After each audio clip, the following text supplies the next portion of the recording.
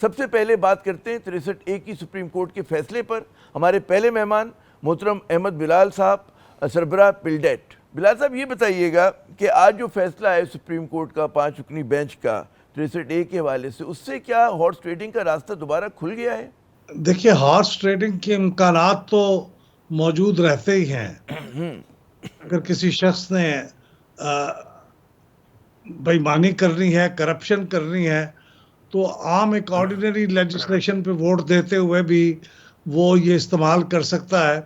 آپ کو یاد ہوگا کہ ہندوستان کی لوک سبھا کے اندر ایک سکینڈل تھا جس میں کوئی 500 روپے لے کے ممبرز نے سوال پوچھے ہوئے تھے. یعنی کچھ لوگوں نے ان کو پیسے دیے تھے کہ آپ ایک کوسچن پوچھیے گا حکومت سے، تو وہ کوسچن پوچھتے تھے. تو اچانک پھر وہ پکڑا گیا کیس، تو پتا چلا کہ بہت سارے ممبرز اس میں ملوث تھے. اچھا. تو اس طرح بھی ہو سکتا ہے. تو اس کے امکانات تو رہتے ہیں، لیکن میرے خیال میں آپ دیکھیے کہ دنیا بھر میں کئی ملکوں کے اندر تو ایسا ہے کہ ڈیفیکشن کی کوئی کلاز ہی نہیں ہے. آپ چاہیں تو اپنے مخالف کی رائے سے اتفاق کرتے ہوئے ان کے حق میں ووٹ دے دیں تو کوئی آپ سے باز پرس کرنے والا نہیں ہوگا. پاکستان کے بھی شروع کے سالوں میں ایسے ہی تھا. 1973 کے کانسٹیٹیوشن میں ڈیفیکشن کی کوئی کلاز نہیں تھی.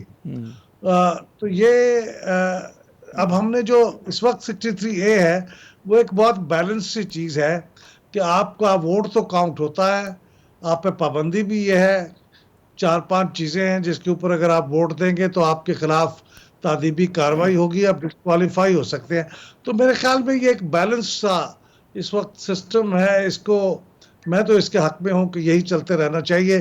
لیکن اگر آپ کو چاہیے کہ ووٹ بھی کاؤنٹ نہ ہو تو پھر اس کے لیے رجوع کرنا چاہیے پارلیمنٹ سے، اس کے اندر ترمیم ہو کوئی، تو اس کے بعد لوگ یہ جائز سوال نہیں اٹھا رہے کہ مطلب موجودہ آئین کے تحت، اور ظاہر ہے کہ آئین ہو سکتا ہے بعض چیزوں کی وضاحت نہ ہو، لیکن لوگ اسپرٹ کی تشریح کرتے ہیں کہ آئین کی روح یہ کہہ رہی ہے کہ جب وہ سزا دے رہی ہے ایک شخص کو کہ جی آپ نے پارٹی لائن سے انحراف کیا تو آپ ڈسکوالیفائی، تو اس کا جو ایکٹ ہے جس کی وجہ سے وہ ڈسکوالیفائی ہوا وہ کیسے جائز ہوا؟ تو یہ ایک بڑا منطقی سا سوال نہیں ہے لوگوں کے ذہنوں میں.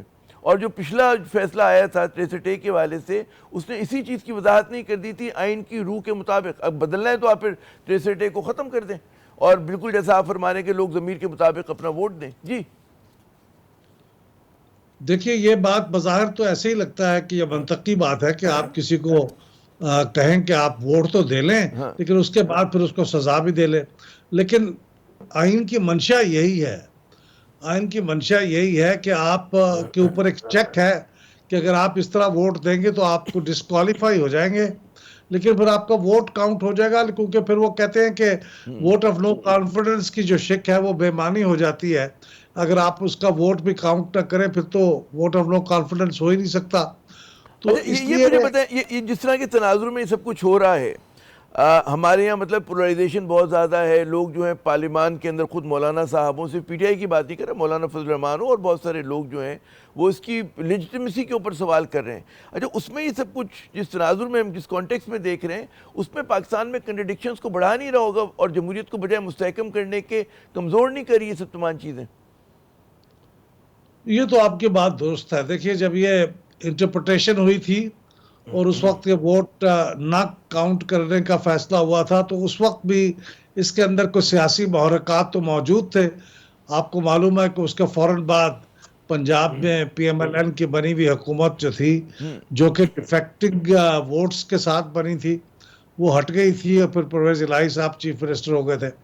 تو اب بھی یہ جو کچھ ہو رہا ہے یہ ظاہر ہے کہ بغیر سیاسی محرکات کے تو نہیں ہو رہا. میرا خیال اس کے بھی سیاسی اثرات ہوں گے اور اس کے نتیجے میں اگر وہ ووٹ آف نو کانفیڈنس والی چیز آ رہی ہے تو اس میں ہو سکتا ہے کچھ لوگ جو ناراض ہوں PTI سے ڈیفیکٹ کرنا چاہیں، ان کا ووٹ کاؤنٹ ہوگا تو وہ آئینی ترمیم کو فائدہ پہنچا سکتا ہے. تو یہ سیاست تو بہرحال اس کے اندر موجود ہوتی ہے جب بھی کوئی ایسی چیز ہوتی ہے. لگ یہی رہتا ہے کہ حکومت کئی محاذوں پہ کام کر رہی ہے نا، کہ ایک تو دیگر پارٹیز کو اپنے ساتھ ملانا، پھر اگر عدالتی محاذ پر ان کو یہ سہولت مل گئی تو ہماری جو تیسری دنیا میں روایت ہوتی ہے کہ خرید لو، بیچ دو، دباؤ ڈال دو، تو اس کا امکان بڑھ جاتا ہے. اچھا، لیکن ایک سوال آپ کی اتنی گہری نظر ہے چیزوں پہ یہ فرمائیے گا کہ ہمیشہ ہمارے یہاں کبھی جب بھی ماضی میں اس طرح کا کہتے ہیں نا تضاد بڑھتا تھا تو کوئی ایک ادارہ یا کوئی ایک شخص یا سیاسی جماعت جو تھی متنازع ہوتی تھی. یہ کبھی نہیں ہوا کہ اعلیٰ عدلیہ بھی متنازع ہے, پارلیمان بھی متنازع ہے, الیکشن کمیشن بھی متنازع ہے. تو اس میں سلوشن نکلے گا تو کیسے؟ اور جمہوریت بجائے مستحکم ہونے کے کمزور نہیں ہوتی ہوئی نظر آ رہی؟ دیکھیے دنیا میں جہاں اسٹیبلشڈ ڈیموکریسیز ہیں وہاں پہ بھی یہ کھچاؤ تو برقرار رہتا ہے تینوں برانچز کے درمیان, اور وہاں پہ بھی عدالتیں بعض کا ایسے فیصلے کرتی ہیں کہ انتظامیہ تلملا کے رہ جاتی ہے, پھر اس کے اوپر بیانات بھی دیتی ہے, اور ججز بھی بڑے پارٹیزن ہوتے ہیں, اور ججز بھی کبھی کسی ایک پارٹی کی حمایت کرتے ہیں. مجھے فرینکلن روزویلٹ کا وہ 1937 کا فیصلہ یاد ہے کہ جب اس نے 7 ججز کے اوپر یہ کہا کہ ان کی عمر ہو گئی ہے 60 سال, اب میں ان کو ریٹائر کرنے کا فیصلہ کرتا ہوں, قانون پاس کروانے کی کوشش کی, اور اس کی جگہ میں اپنی پارٹی کے لاؤں گا, کیونکہ وہ نیو ڈیل کے جو پروجیکٹس تھے ان کو وہ جج صاحبان ایکسیپٹ نہیں کر رہے تھے. تو وہاں پہ بھی یہ ہوتا رہتا ہے. لیکن ہمارے یہاں چونکہ اسٹیبلشمنٹ کی بھی ایک خاص انٹرسٹ ہوتا ہے تو اس کی وجہ سے یہ معاملہ کچھ زیادہ ہوتا ہے. یہ آپ کو نظر نہیں آ رہا کہ لیکن یہ معاملات جہاں بھی سیاسی اور ایسے چلتا رہتا ہے. اچھا, یہاں پہ یہ تاثر جو بڑا عوام میں گہرا ہو گیا ہے, اور میرے خیال میں آپ کا تو پلڈیٹ اتنا ریسرچ کرتا رہتا ہے, نفس پہ ہاتھ ہے آپ لوگوں کا, کہ جو کچھ قانون سازی ہو رہی ہے یہ کہ اگر عدالت فیصلہ خلاف کر دے تو آپ گول پوسٹ بدل دیں, آپ آئین تبدیل کر دیں, آپ قانون تبدیل کر دیں. تو یہ جو میسیجنگ لوگوں میں جا رہی ہے اس سے کہتے ہیں نا سسٹم پہ عدم اعتماد بڑھتا جا رہا ہے. ایک تاثر یہ یہ آپ کی بات درست ہے, اور یہ جو اس قسم کے کام ہو رہے ہیں وہ پہلے اتنی ڈیسپریشن میں نہیں ہوتے تھے.